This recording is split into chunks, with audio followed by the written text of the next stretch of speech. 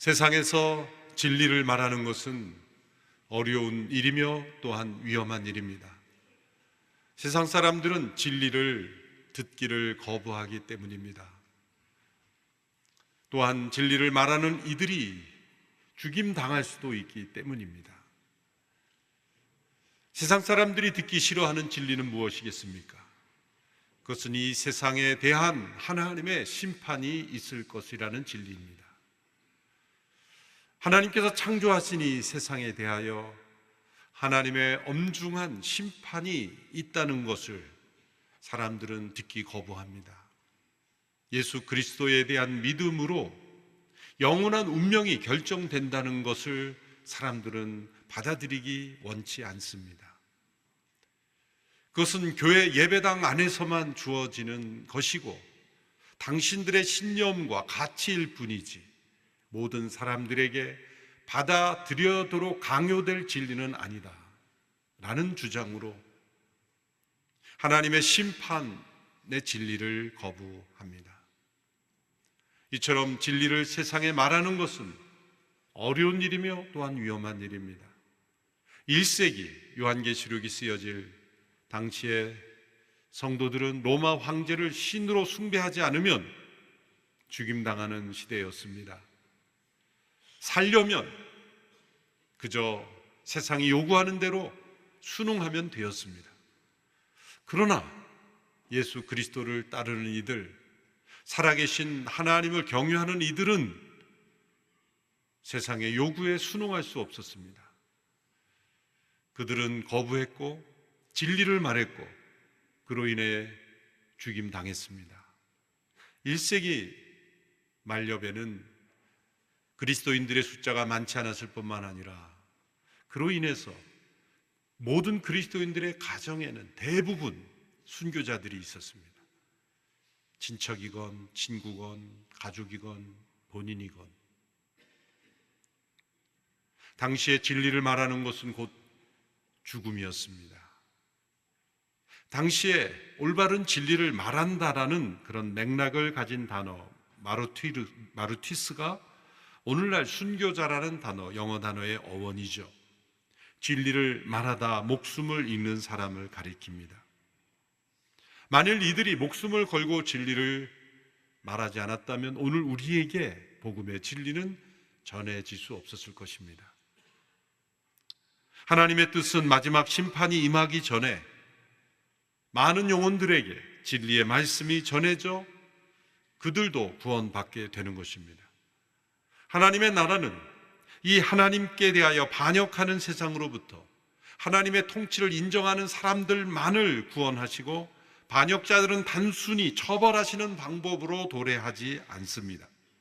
하나님의 나라는 하나님의 통치를 먼저 받아들인 사람들의 증언을 통해 때로 그들의 순교를 통해 반역하고 있는 사람들까지도 그들까지도 하나님의 통치를 인정하고 회개하고 구원받도록 역사하시는 것입니다. 하나님께서는 마지막 심판과 함께 온전한 그리스도의 나라가 임하기 전에 이 반역하는 세상, 진리의 적대적인 세상, 하나님께 거스르는 이 세상을 향하여 증언하는 증인들을 부르십니다. 그것이 요한계시록 10장 11장의 내용입니다. 그리스도인들의 이 반역한 세상을 향해 증거할 때 일어날 일들을 극적으로 표현하고 계신 겁니다. 먼저 10장은 사도 요한 개인을 증인으로 다시 부르시는 내용입니다. 그리고 11장은 두 증인으로 상징되는 교회에 권세를 주셔서 진리를 증거하도록 격려하시는 내용입니다. 먼저 10장에 나타난 환상을 보면 요한이 밤모습에 유배되어 있는 상황 속에 이제 강한 천사에 대한 환상을 봅니다. 이는 사도 요한을 다시 많은 나라와 백성들을 향하여 예언하도록 부르시는 하나님의 방법이었습니다. 요한은 크고 강한 천사가 구름과 함께 하늘에서 내려오는 것을 보게 됩니다. 그의 머리 위에는 무지개가 있고 얼굴은 해 같았으며 다리는 불타는 기둥과 같았습니다. 오른발은 바다를 딛고 왼발은 땅을 디디고 있었습니다. 그의 손에는 작은 책 하나가 펼쳐져 있었습니다. 그 작은 책은 바로 요한계시록 5장에 나타났던 죽임당하신 어린 양만이 그 임봉을 뗄 수 있는 바로 그 책입니다. 하나님의 구원과 심판 계획이 담겨 있는 책입니다. 그 책을 들고 있는 이 천사의 모습은 매우 거대하고 웅장합니다. 머리에 무지개가 있다는 것, 그리고 구름과 함께 온다는 것, 그리고 그의 다리가 불타는 기둥 같다는 것, 이 무지개, 구름, 불기둥, 구약에 나타난 상징들이죠. 무지개는 노아와 맺은 언약의 상징입니다. 구름과 불기둥으로 이스라엘 백성들을 인도하신 역사를 상징합니다. 그러므로 구약에 나타난 하나님께서 특별한 징조를 보여주신 모든 사건은 장차 오실 어린 양 예수 그리스도를 향하고 있는 것을 말씀합니다. 땅과 바다를 딛고 서 있는 것은 어린 양 예수 그리스도의 복음의 역사가 온 세상에 영향력을 미칠 것을 의미합니다. 요한계시록에 나타난 천사의 모습은 우리가 흔히 떠오르는 천사의 이미지와 다릅니다. 여러분, 천사가 어떻게 생겼을까요? 라는 질문을 던지면 어떤 그림을 그릴까요? 대개 두 날개가 있는, 그리고 얼굴이 포동포동 살이 찐 예쁜 천사들. 중세에는 천사를 그렇게 그렸죠. 중세 벽화나 그림들 보면 천사들이 항상 아주 예쁘게 아기 얼굴처럼, 그리고 한결같이 포동포동 살이 쪘어요. 그 시대에 못 먹어서 그랬는지 하여튼 천사는 잘 먹을 것이다, 천국은 좋은 곳이다 생각하니 이렇게 포동포동 살찐 천사들, 그런 천사의 이미지를 생각하기 쉽지만 요한계시록에는 천사는 무시무시합니다. 거대합니다. 웅장합니다. 이렇게 거대하고 웅장한 피조물로 천사를 보여주신 까닭은 무엇일까요? 그 천사가 들고 있는 작은 책의 권위를 보여주기 위해서입니다. 죽임당한 어린 양이 임봉을 떼신 그 작은 책의 권위, 영향력, 중요함, 그것을 우리에게 설명하기 위해서이고, 그리고 요한을 담대한 증인으로 격려하기 위해서입니다. 밤모섬에 홀로 유배되어 있을 때 요한은 얼마나 위축되었을까요? 그저 자신의 생명이 이곳에서 끝나는 것만이 아니라 그 여정이 얼마나 위축되었을까요? 그 위축되어 있고 소수해진 요한을 향해서 이 거대한 천사가 당신을 위해서 이 작은 책을 들고 나타났다는 것, 그것을 통해 그를 그리스도의 담대한 증인으로 격려하고 계신 것입니다. 그 강하고 위대한 천사가 말씀해 준 내용은 순교자들이 던져왔던 두 가지 질문에 대한 대답이었습니다. 5절과 7절, 5절에서 7절의 말씀을 함께 읽겠습니다. 시작.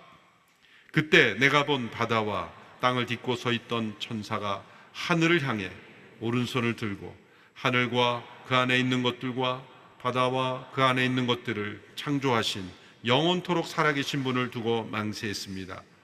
더 지체하지 않을 것이다. 7번째 천사가 나팔을 불어 소리내는 날에 하나님의 비밀이 그분이 그분의 종들 곧 예언자들에게 선포하신 대로 이루어질 것이다. 순교자들이 던졌던 첫 번째 질문은 언제까지 기다려야 합니까? 라는 질문이었습니다. 고통 속에 순교하고 있는 성도들을 보며 언제까지 참고 기다려야 합니까? 라는 질문에 대하여 이렇게 대답하십니다. 더 지체하지 않을 것이다. 선지자들 통해 계시된 하나님의 뜻과 계획은 곧 이루어질 것이며 이제 7번째 천사가 나팔을 불 때 그 비밀은 이루어질 것이다 라는 대답이었습니다. 순교자들의 두 번째 질문은 그러면 그때까지 우리는 어떤 역할을 해야 하는가 라는 질문이었습니다. 이 질문에 대한 대답은 진리를 증거하는 사명을 해야 한다는 것입니다. 그것을 요한에게 깨닫게 하기 위해서 이제 강한 천사의 손에 들려있는 작은 책을 취하라, 그리고 그 책을 먹으라고 말씀하는 것입니다. 9절에서 10절의 말씀을 제가 읽어보겠습니다. 나는 그 천사에게 가서 그 작은 책을 내게 달라고 했습니다. 그러자 그가 내게 말했습니다. 이것을 가져다 먹어라. 이것이 내 배에는 쓰겠지만 내 입에는 꿀같이 달 것이다. 나는 천사의 손에서 작은 책을 받아서 먹었습니다. 그것이 내 입에서는 꿀같이 달았지만 먹고 난 뒤에 배에서는 썼습니다. 그 강한 천사가 들고 있는 작은 책을 취하여 그것을 먹으라는 명령을 주십니다. 왜 책을 먹으라 그럴까요? 우리가 음식을 먹을 때 그 음식이 우리의 몸의 일부가 되는 것처럼 그 작은 책이 전하는 진리를 내면화하고 인격화하고 체질화하라는 것입니다. 그러므로 우리가 진리를 말할 때 그저 누군가 한 말이라고 해서 전하는 것이 아니라 내 삶의 일부가 된 진리를 전해야 한다는 것입니다. 이 명령을 요한에게만 준 것이 아닙니다. 구약의 선지자 에스겔 선지자에게도 동일한 명령을 주신 바가 있습니다. 에스겔 3장 3절의 말씀을 보면, 그리고 내게 말씀하셨다. 사람아, 내가 내게 주는 이 두루마리로 내 배를 채우고 내 내장을 가득 채워라. 그래서 내가 그것을 먹었는데 그것은 내 입에 꿀처럼 달콤했다.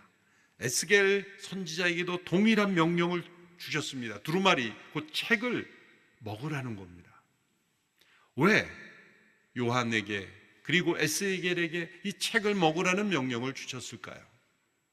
요한계시록에 나타난 모든 상징과 표현들은 구약에 다 근거한 것입니다. 특별히 다니엘, 에스겔, 에레미야, 이사야, 여러 구약의 예언자들을 통해 주신 하나님께서 역사의 비밀, 하나님의 뜻의 계획을 말씀해 주시기 위해서 미리 보여주신 내용을 계시록에서 다시 반복하여 말씀하고 있는 것이며, 구약을 익숙하게 알았던 유대인들에게는, 요한과 같은 이들에게는 그 내용이 무슨 메시지인지를 그림으로 보면서 이해하기가 쉬웠을 것입니다. 계시록이 어렵다 말하지만 구약을 깊이 이해하고 읽으면 어렵지 않습니다. 왜 에스겔과 요한에게 동일하게 책을 먹으라고 말씀하셨을까요? 그것은 그들이 처한 상황이 비슷한 것입니다. 적대적인 세상인 것입니다. 진리를 들으려 하지 않는 세상인 것입니다. 에스겔은 포로로 잡혀가 있는 그 시대, 이방 민족들은 하나님을 믿지도 않을 뿐만 아니라 하나님 믿는 이들을 존중하지 않는 사회이고, 또 그 백성들 또한 불순종으로 포로로 잡혀가 있던 그 시대, 요한도 마찬가지 로마 황제를 신으로 숭배하는 그 시대 속에서 진리를 전한다는 사명을 받은 사람들에게 있어서 중요한 자격은 그 책을 먹는 것입니다. 그 진리를 체험하는 것이며 인격화하는 것이며 내면화하는 것입니다. 그래서 자신의 삶의 일부가 된 진리를 전하는 것입니다.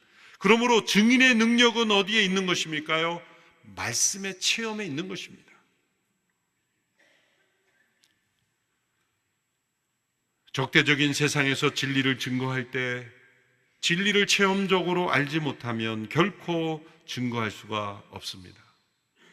그런데 하나님의 말씀을 증거하는 이들이 공통적으로 체험하는 것은 먹을 때 꿀처럼 달콤하다는 거죠. 그런데 배에 내려가서는 쓰다 그랬습니다. 이게 무슨 의미일까요? 하나님의 말씀을 듣거나 혹은 개인이 읽고 공부할 때 이 달고 오묘한 말씀이라고 고백하는 것처럼, 꿀송이처럼 달다고 여겨지는 것처럼 하나님의 말씀이 내 삶에 들려올 때, 내가 읽고 묵상할 때 정말 꿀처럼 달다는 고백이 무엇인지를 체험해 보셨을까요? 물론 어떤 분들은 꿀처럼 잠이 오는 분도 있습니다. 그러나 꿀처럼 그 말씀이 흡수되는 영혼도 있습니다. 그런데 배에 내려가면 쓰다 그랬습니다. 그것은 듣고 읽기는 달지만 행하려 하면 쓴 것입니다. 진리의 말씀을 들을 때는 즐겁습니다. 동의가 쉽게 됩니다. 맞습니다. 그게 진리입니다. 머리로 동의하기는 쉽습니다. 그러나 배에서 그 진리가 소화되어 실천되려면 어려운 것입니다. 쓴 것입니다. 진리를 따라 순종하는 것은 고통이 따르기 때문이죠. 자기를 찢어야 하기 때문입니다. 자기의 옛사람을 십자가에 못 박아야 하기 때문입니다. 자기 마음의 휘장이 찢어져야 하기 때문입니다. 그래서 누군가 그런 말을 했습니다. 지상에서 가장 긴 여행은 머리에서 가슴에 이르는 30cm의 여행이다. 머리로 아는 진리를 가슴으로 행하기까지는 이 30cm의 미터의 여행이 가장 긴 여행인 것처럼, 그 달꿀처럼 달았던 먹었던 말씀이 이 배에서 창자가 되어 소화가 되어 실천하는 것은 매우 쓴 것입니다. 또 더군다나 이것을 다른 사람에게, 적대적인 대상들에게, 세상에게 이 진리를 전하는 것은 더욱더 쓴 일이 되는 것입니다. 에스겔도 적대적인 세상에서 하나님의 진리를 예언할 때 매우 고통스러웠죠. 쓴 고통을 당했습니다. 에레미야도 그랬습니다. 사도 요한도 그랬다는 것. 오늘 이 시대에도 그렇다는 것입니다.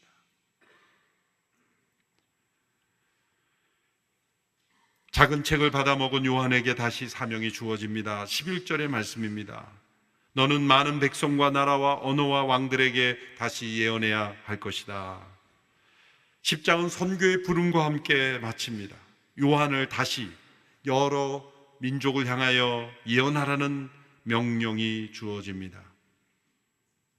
이 말씀을 통해서 우리는 역사적 사료가 부족해 요한의 마지막 여정을 잘 알 수 없지만 반모 섬에서 인생을 마친 것은 아닌 것으로 우리가 확신할 수 있습니다. 어디선가 그는 복음을 전하며 많은 사람들에게 마지막까지 진리의 말씀을 전했을 것입니다. 이제 11장에 와서는 두 증인의 이야기로 넘어갑니다. 두 증인은 교회를 의미합니다. 두 증인으로 상징되는 교회가 세상을 향해 충성된 증인이 될 것을 말씀합니다. 왜 두 명인가? 신명기 율법에 의하면 어떤 증거가 믿을 만한, 확실한, 신뢰할 수 있는 증거가 되기 위해서는 두 사람 이상의 증인이 있어야 합니다. 그러므로 두 증인의 증거라는 것은 확실하게 믿을 수 있는 진리라는 것을 의미하는 것입니다. 교회를 의미합니다. 이 두 증인이 1260일 동안 예언하도록 부름을 받았다고 말씀했습니다. 1260일이라는 것은 문자적인 숫자의 날이 아니라 그리스도께서 다시 오실 때까지 교회가 진리를 전하면서 고난당하는 그러한 기간을 의미하는 것입니다. 그런데 이 두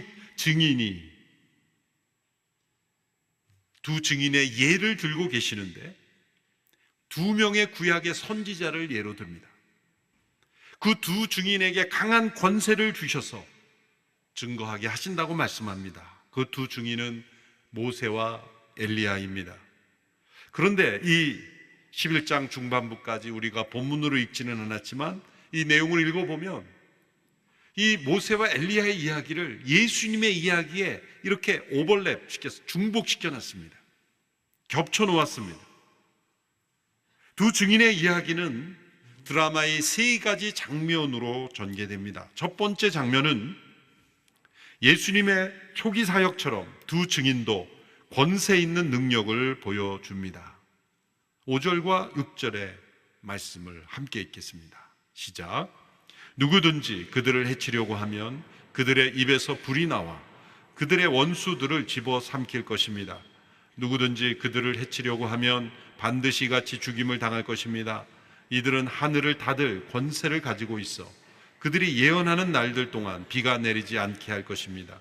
또 그들은 물을 피로 변하게 하며 언제든지 원하는 때 갖가지 재앙으로 땅을 칠 권세를 가지고 있습니다. 불이 나와 심판하고 비가 내리지 않게 하는 권세는 누구의 사역이었습니까? 엘리야의 사역이었습니다. 물을 피로 변하게 하며 갖가지 재앙으로 땅을 치는 권세를 보여준 것은 모세의 권세 사역이었습니다. 이렇게 엘리야와 모세의 이 두 사람을 두 증인으로 예로 든 것은 하나님께 이 시대 교회에게 모세에게 주었던, 그리고 엘리야에게 주었던 그런 권세를 동일하게 주신다는 것입니다. 모세를 통해 주어진 율법은 하나님의 진리가 계시된 것을 의미하고, 또한 엘리야를 통해 주어진 예언은 하나님의 진리를 개인과 역사에 적용하는 것을 의미하죠. 그런데 이렇게 모세와 엘리야에게 주었던 권세를 동일하게 교회에도 주신다는 겁니다. 동일한 기도의 능력을 주시고, 또 모세가 순종할 때 하나님께 출애굽 역사를 이끄셨던 것처럼 하나님께서 교회에도 권세를 주셔서 증언하게 하신다는 겁니다. 예수님께서 내 교회를 주는 그리스도시요 살아계신 하나님의 아들이라는 베드로와 같은 그 반석 위에 세운다고 말씀하셨고, 음부의 권세가 이기지 못하게 하셨고, 천국의 열쇠를 주신다고 말씀하셨어요. 주님의 몸된 교회는 권세 있는 공동체입니다. 세상의 권세가 아니라 하늘의 권세, 십자가의 권세, 그리고 하나님께서 함께 하심으로 나타나는 권세 있는 공동체입니다. 두 번째 장면은 예수님의 고난과 죽음처럼 두 증인도 죽임당하고 모욕당하는 것입니다. 7절, 8절을 제가 읽어보겠습니다. 그들이 그들의 증언을 마칠 때 무저갱으로 올라오는 짐승이 그들을 공격해 그들을 이기고 그들을 죽일 것입니다. 그리고 그들의 시체는 큰 도성의 거리에 놓일 것입니다. 이 도성은 영적으로 소돔과 이집트라 불리는 곳으로 그들의 주께서 십자가에 못 박히신 곳입니다. 예수님께서 모욕과 고난 당하시고 십자가에 죽임 당하셨던 것처럼 이 증인들도 무저갱에서 올라오는 짐승에 의하여 죽임 당하고 짐승의 추종자들에 의하여 모욕을 받는다는 것입니다. 그런데 이 모든 일은 주께서 십자가에 못 박히신 바로 그곳에서 일어난다는 겁니다. 골고다에서 예수님 십자가에 못 박혀 죽으셨을 때 대적들이 승리한 것처럼 보인 것처럼, 증인들이 죽임당할 때 짐승의 권력이 승리한 것처럼 보입니다만 그것으로 끝나지 않습니다. 오늘 본문에 보면 그들의 시체가 큰 도성의 거리에 놓일 거라는 말씀은 정말 문자적으로 그대로 이루어진 사건이 로마 제국 시대에 있었죠. 핍박이 한창이었던 2세기 중반 3세기 초반에 그리스도인들의 시체를 장대에다 매라라, 기름을 붓고 불을 붙여서 로마 군사들이 전쟁하고 돌아올 때 가로등으로 사용했어요. 얼마나 큰 수치와 모욕입니까? 얼마나 무서운 시대였습니까? 그렇게 모욕당했습니다. 짐승에 의해서. 하나님을 대적하는 짐승의 권력이 그처럼 증인들을 죽인다는 것입니다. 그런데 거기에 끝나지 않습니다. 세 번째 장면이 기다리고 있습니다. 그것은 예수님께서 부활 승천하신 것처럼 두 증인도 부활 승천하는 것입니다. 11절에서 12절의 말씀 함께 읽습니다. 시작.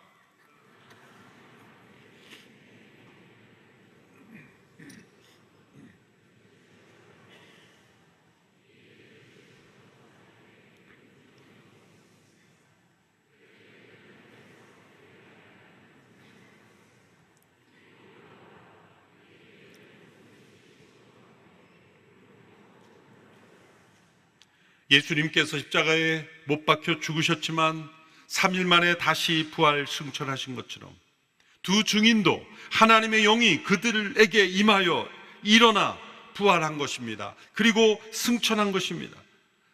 그리스도의 증인들은 예수 그리스도의 십자가와 부활과 승천과 재림, 이 모든 구속사에게 각 단계마다 함께 연합을 하는 것입니다. 에베소서 그리고 골로새서 이런 부분에 강조하고 있죠. 예수 그리스도와 함께 십자가에 못 박혀 죽은 자는 그의 부활과 함께 연합하여 부활의 생명을 경험하고 함께 하늘에 앉힌 바가 되고 그리스도께서 다시 오실 때 영광 가운데 나타날 것을 말씀하고 있는 것입니다. 예수 그리스도와 함께 연합되는 것입니다. 그러므로 증인들의 권세와 능력은 어디에서 나오는 것입니까? 오직 어린 양의 승리에서 나오는 것입니다. 이러한 증인들의 증언으로 인해 놀라운 변화가 일어납니다. 그것은 모세와 엘리야와 같은 권세 있는 기적, 표적, 그런 재앙으로도 변화되지 않았던 이들이 이 순교자들의 증언을 통해 회개가 일어난다는 것입니다. 13절의 말씀을 보시면 바로 그때 큰 지진이 일어나 도성의 10분의 1을 무너뜨렸고 7천 명의 사람들이 지진으로 죽었습니다. 이에 살아남은 사람들은 몹시 두려워하며 하나님께 영광을 돌렸습니다. 증인들의 증거가 회개를 가져온다는 것입니다. 물론 심판과 함께 결합되어 나타나는 증거이죠. 증거만이 아닙니다. 또 심판만으로도 사람들은 회개하지 않습니다. 무서운 심판이 일어나면 사람들이 회개할 것 같지만 그렇지 않습니다. 모세를 통해 10가지 재앙이 바로와 애굽 땅에 내렸을 때 바로가 회개했습니까? 애굽 사람들이 회개했습니까? 그렇지 않습니다. 무서운 재앙 자체가 사람들로 하여금 회개케 하지 못한다는 거죠. 엘리야가 불을 내려 바알 선지자를 했을 때 바알 신 믿던 이들이 회개했습니까? 무서운 재앙이 그 자체가 사람들로 하여금 회개하지 않는다는 것입니다. 지구촌 곳곳에도 지진에 대한 소식이 끊이지 않지 않습니까? 그런데 그 무서운 지진이 일어나서 수많은 사람들이 죽었다는 소식을 듣고 혼자 회개하는 사람이 있을까요? 나만 해당되지 않으면 되는 겁니다. 우리 가족만, 우리 나라만 해당되지 않으면 그저 뉴스거리일 뿐입니다. 지구상 곳곳에 일어나는 이 말세의 징조가 아무리 일어나도 사람들은 그 자체로 회개하지 않는다는 겁니다. 그런데 어린 양을 따르는 이들의 순교적 증언을 통해서는 다르다는 거죠.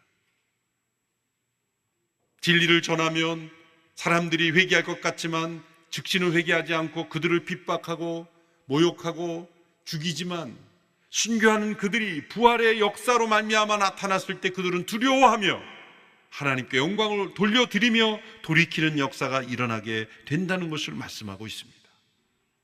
그것은 모세와 엘리야의 권세로도 할 수 없었던 것을 어린 양을 따르는 증인들의 주시는 권세를 통해서, 그 권세는 십자가에 자신을 내어줌으로 부활한 부활 생명의 권세입니다. 7번째 나팔이 불려지기 전에 하나님은 이런 회개 역사를 기다리시는 겁니다. 7번째 나팔이 불려지면 이제 더 이상 기회가 주어지지 않기 때문입니다. 15절에 이제 드디어 7번째 천사가 나팔을 봅니다. 하늘에서 큰 음성이 나며 말씀합니다. 같이 읽어볼까요? 세상 나라가 시작. 세상 나라가 우리 주와 그리스도의 나라가 됐으니 그분이 영원토록 왕노릇 하실 것입니다. 7 나팔의 재앙에서는 마지막 심판을 긍정적인 관점에서 설명합니다. 7 인의 재앙 때는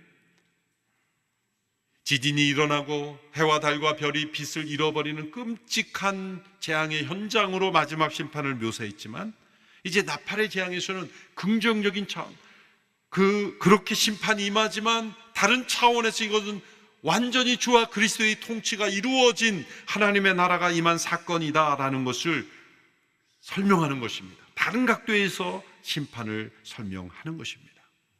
오늘 우리는 마지막 종말의 시대에 증인으로 부름을 받았습니다. 교회는 세상 끝에 서 있는 증인들입니다.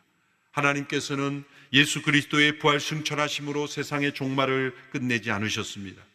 성령을 보내시고 권능을 주셔서 증인이 되게 하셔서 예수님이 다시 오실 때까지 증인되게 하셨습니다.